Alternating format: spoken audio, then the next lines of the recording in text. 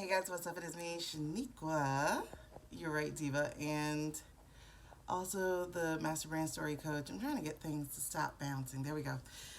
So, um, real quick, just wanted to give an update on my social media fast. I've actually stopped counting the days. I know that we just finished week 2. And week 2, oh my God, was a doozy. And I am going to get into that really quickly. But first, I wanted to give a book review because your girl, for the first time, I think ever, for the first time since becoming a teacher, I actually read a book. Um, and I'm glowing with that knowledge because as a kid and a teenager and a young mom before I became a teacher, I would read almost a book a day. Like, I love to get lost in the world of reading. And for the most part, my choice of books um, centered around the romantic realm. But this book review I'm going to give is not necessarily a romance. This is actually, take that out of here. Thank you. I'm busy. This is actually mom life. Okay, so just quickly. So again, because I'm not on social media and there's only as many times as you can check your email, um, I've actually had time to read books. And so I read 3 books this week, which I am super stoked about. One of these books that I read today, because I just had to finish the series. I don't have the 3 books because the second one is in the car, but I gotta tell you about these books, okay? Before I get into what social media week 2 has been like, okay? I gotta remember, look over here for the lens. All right, so first off, these are written by a good friend of mine. We actually started out as colleagues. She's a teacher, but I'm gonna tell you, not for much longer because she needs to finish this series, so I need her to quit. um, so she really needs to finish the series. She's working on book 4 that's supposed to release this year, and now that I've read all 3 and caught up, like, hurry up, okay? So anyway, the first of the books are called Black Borne, where we step into Nima's world. Nima's world shows us that there is more than just demon and angels. Nima is a slave. Well, I don't like to call people a slave. She was born into slavery.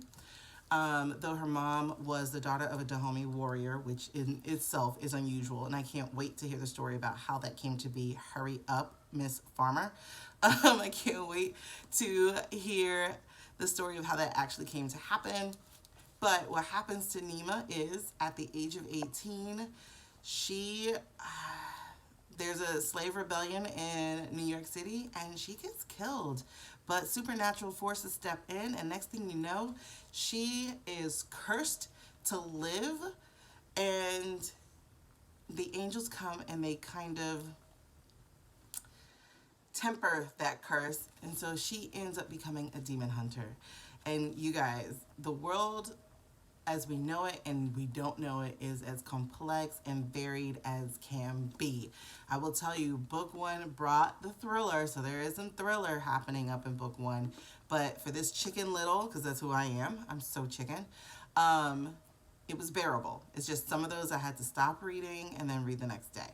But I was still able to read it. So I will tell you that if you're a chicken like me who normally sticks to comics and cartoons and romances, you can still make it through this. In fact, I would implore you to make it through this because this has real American history. Not just, the non-melanated kind, but this is the kind that shows the real history of America, the kind that for some strange reason we never got to in history class. It always stopped at the Industrial Revolution because I think history books are a little afraid to take a look at what America has really been all about. All right, so anyway, that's this book. We get introduced to the world. It is called Black Borne. I'm going to drop a link in my description so that you can go and check it out for yourself. Homegirl has gotten pretty much all 5 stars. I think 1 3-star from a person who thought it was a romance book, but even that person read it and enjoyed it. It was a really weird review. I was like, so how do you give her a 3-star if you really enjoyed the book? So anyway, mostly 5 stars. Book two, which again I don't have, it's inside of my car. Book two is called Black Ghost. Again, that one I had to stop reading sometime and then pick it up the next day when the daylight was out because I am Chicken Little. But it was so good. It was so very, very good. And what I really love about these stories, besides the fact that they're real American history, they are grounded in real American history with a mix of fantasy and action and, yes, a tinge of romance, because your girl got to have that too. This book is a book that gives it all. But book two, I cried at the end. And that is how you know it's a good book. I actually cried at the end. Book two was so, so good. Book one was good. Book two was so, so good. Book three, I read today. Yes, in one day, all 330 something pages, because I had to eat it up. I had to devour it. What Farmer does so, so well, L.O. Farmer does so, so well, is this balance between past and present, real and fantasy, paranormal. It has everything that you're looking for. I forgot what book one deals with. Book one deals with the slavery times. Book two dealt with lynchings, and then book three deals with police brutality. So yes, she takes on real problems, but the way, oh my God, it's just so good. It's really so good. And I don't say that because she's a personal friend of mine. I'm going to have to get autographs on these. They are so worn, like dog-eared worn. I, um, I don't say that because she's a friend of mine. I'm not one to sugarcoat or to gush about people who do not bring it. This woman is gifted. I've talked to her for 4 hours about this world, and she still has more to share. So this is, jump on this before it becomes a bandwagon type of thing, because I promise it's going to happen. This is bigger than Game of Thrones. I'm not blowing smoke. This is bigger than Harry Potter. Yeah. And I love Harry Potter. This is bigger than Harry Potter. And these are pretty darn well written. I did tell her in book two there was a little repetition that we could do without. But for the most part, very, very, very well written. You can imagine, you can see it. It's just so deep, so leveled. They're just ridiculously good books. So check them out. I'm going to put the link in the description below. This is my review. Hopefully this will be my, what do you call it? Thumbnail. Okay, I paused long enough, I hope, to grab this as a thumbnail because I do need this one to be the thumbnail for, because you want to check these out. Let's do it again. So anyway, so let's talk about my social media fast week 2. And again, I got to read 3 books. I'm so stoked, so excited. It has been a week.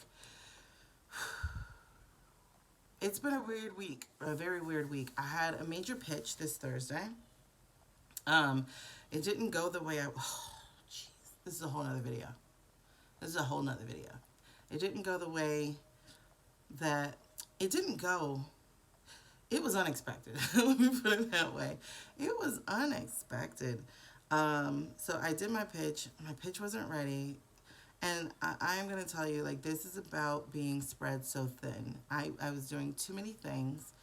Had my hand in too many things, from teaching to business building to mommying to trying to do this writing thing to being in a group for creating a film project to being part of a screenplay project for another. Like, it was just too many things. So I did not devote the time that I needed to devote to this.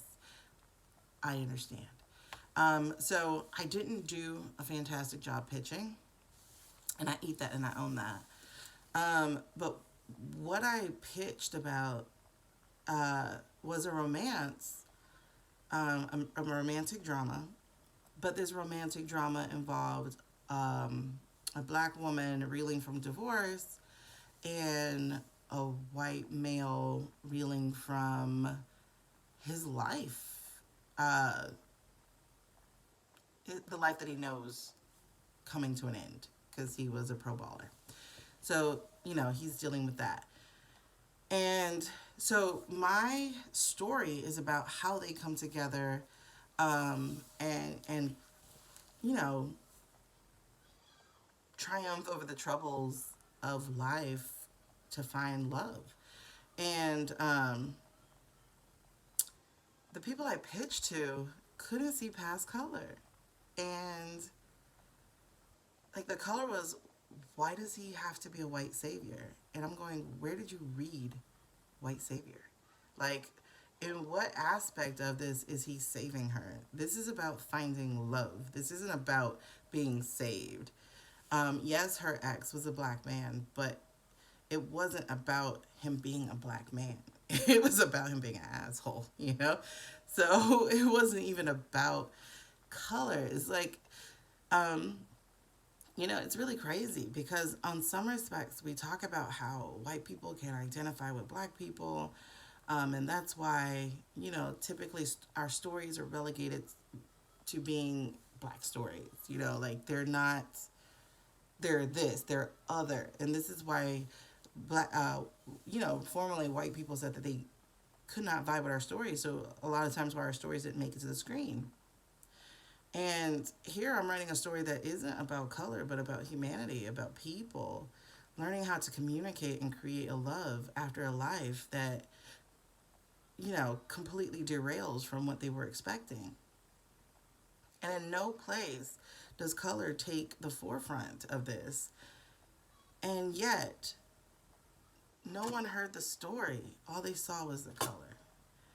And I came to realize at that moment, and honestly, any black person I talk to, because a lot of my friends are black, when I tell them the story, they got stuck on, including my partner, why does he have to be white? And so my question to that is, why can't he be? He's not being a white savior. And this is going to be my job as the writer, is to make it very clear that this isn't a white savior type of thing. But why is it that a black woman is restricted to finding love only in her own color, yet her own color isn't necessarily trying to love her? Like, I don't know. I'm just so confused. Um, yes, of course there's black love, and black love is to be celebrated. Um, and yes, even my partner, he is black. He's my color. They're about just a shade darker. But I feel love is love. And it's not a matter of, I don't know, I guess for everybody else's color, but it shouldn't be. And it's crazy how much sensitivity we have now, because I will admit to being sensitive about a lot of things as well. But, um, our sensitivity of wanting just us instead of realizing that we can operate and navigate with a full world, not a partial world. Like, we should be able to go after and do what it is that we want to do. And I understand what real life looks like, but I also understand that real life can change and does have the ability to change and does change. Um, and so that was my struggle. Like, oh my God, it's weighed on my head for like the last 2 days. And it's been really hard to escape for me because it brings up some larger questions. And so my writing mentor, she told me, she said, just make sure that you answer that question inside of your screenplay. And no, you don't have to change its color just to appease people. I want to be looked at as a romantic drama writer. I don't want to be looked at as a limited view. Don't call me a black romantic drama writer. I have no problem with my color. I love and embrace my color. But I don't want to be limited in that respect. And to give you an illustration of that, in a bookstore, you know how you have several different categories. You have thriller and horror and supernatural and romance and historical and whatnot. Well, you know, one particular bookstore I walked into, you had all that, and then all the black authors were in one section. It didn't matter what their book was on. It didn't matter what the genre slash category was. It just said African American authors, as if that's all we are. No, we're romantic authors, we're thriller authors, horror authors, supernatural authors, historical authors, not just black authors. And so that's what I mean by that. I don't want the typecast. I don't want to be limited by any label that will stop my reach. Like, my stories are here to help change the world. And I don't think they will do that if you just go, oh, that's a black movie. Because then you limit me from reaching the world. Now, I love my people. I absolutely do. And, you know, I love black movies. Some, like, Two Could Play That Game is, like, one of my favorites. Like, all-time favorites, romance movies. That and Pretty Woman. Those two are my top romance movies that I absolutely love. But I don't want to be limited.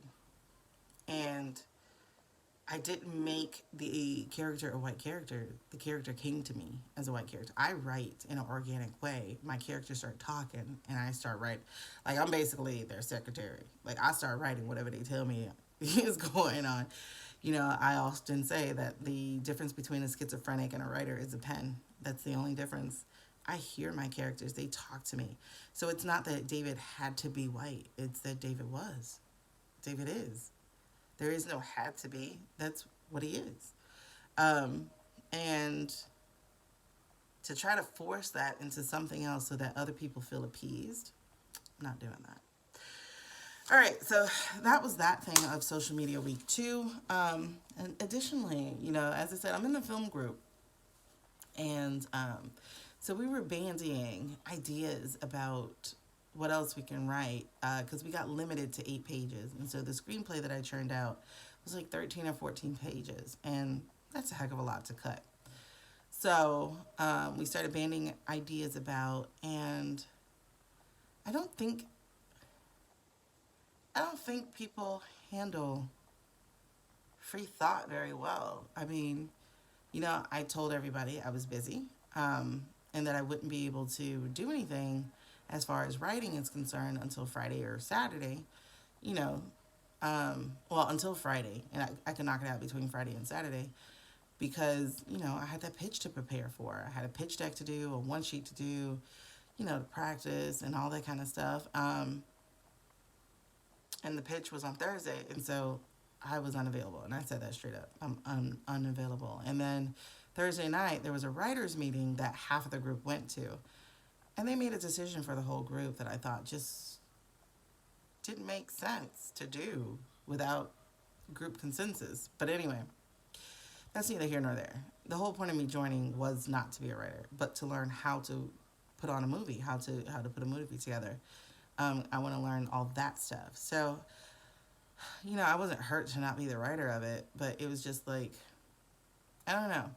So it's just been a weird vibe on that tip, because I don't like people making decisions for me. I don't.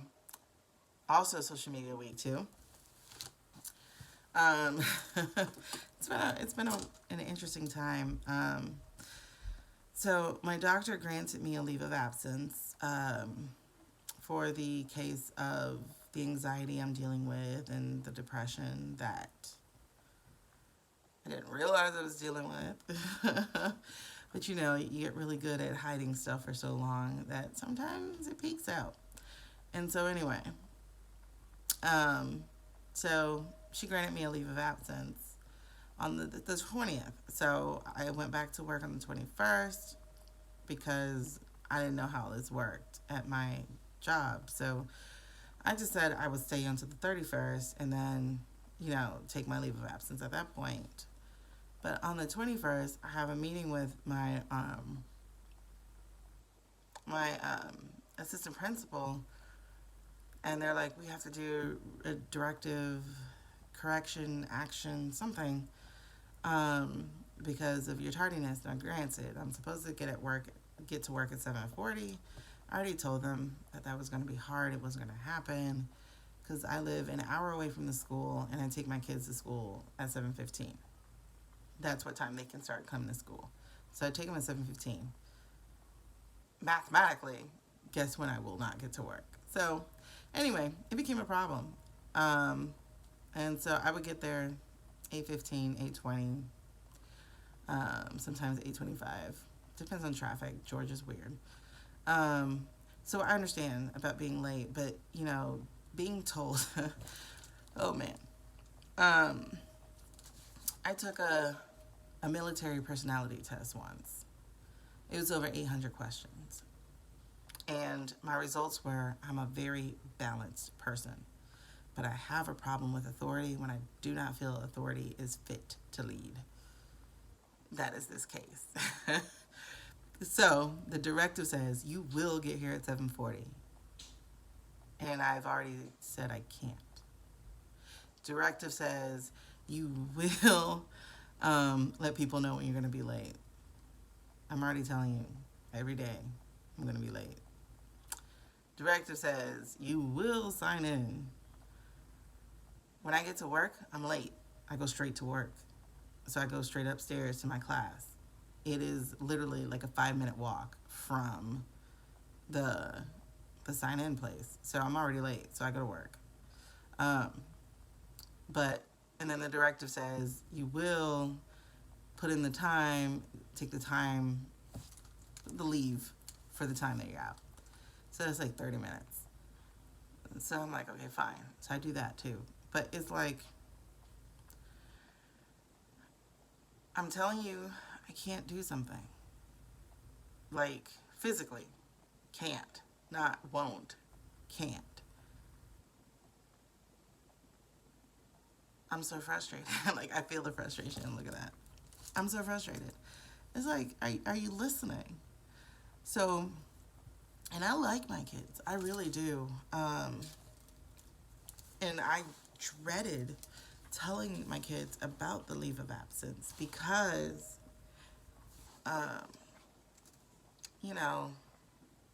some of them are just coming around to liking language arts and reading because of what we do in my class. And the kids don't know what they've been doing. I've been thinking about this for like the last 3 months, but it's gotten to a point where I'm like breaking out. I told you this on the last video. I'm like breaking out and stuff. And so anyway, they don't know what they've been doing, but they've been like, Miss Cannon, you're my favorite teacher. Miss Cannon, I'm actually learning. A lot of them have been saying those things, and I'm like having a hard time leaving because I'm like, yo, I'm reaching people. And, but like, if I can't make the directive, and I can't, they're like, well, we're going to have to do corrective action, and that could be even termination. I'm like, you're going to terminate me. But I'm a really good teacher, guys. That's what, like, I'm a really good teacher. My kids, I have the all regular and inclusion classes. And my kids' scores are higher than the other classes that are mixed with honors, and that has been consistently the way I've been as a teacher every single year. I'm unconventional. I believe in getting kids into the text. I believe we can find what we need inside of the text rather than teaching all this outside stuff and then going, okay, let's go in the text. No. I use the text to pull things out. I show them, I model, I read. you know. I read out loud with them so that they can see what I'm thinking. You know, they get annoyed with the way that I read, but I'm watching them actually like take it on themselves, you know. And what I mean by the way I read is like I'll have the kids start reading, right? I assign reading, and they start reading. I'm like, okay, wait, stop. Okay, what just happened? You know, and they're like, Miss Kenny, you know, let me finish my sentence. I know, but as a reader, like, what just happened? Like, what did you see? What just, you know? And I get really excited about it. Um, and it, the directive says. So, yeah, I'm going on leave of absence this Friday. This Friday also happens to be my release date from the social media fast. So I'm looking forward to that. Not that I'm missing out on anything. It's just, I don't know. It's been some cool things. It's been a cool time. Like I said, I got 3 books read. Yo, I haven't read in a long time. Yeah. So that's it. That's all I got right now. And I will catch you up at some other point. Bye.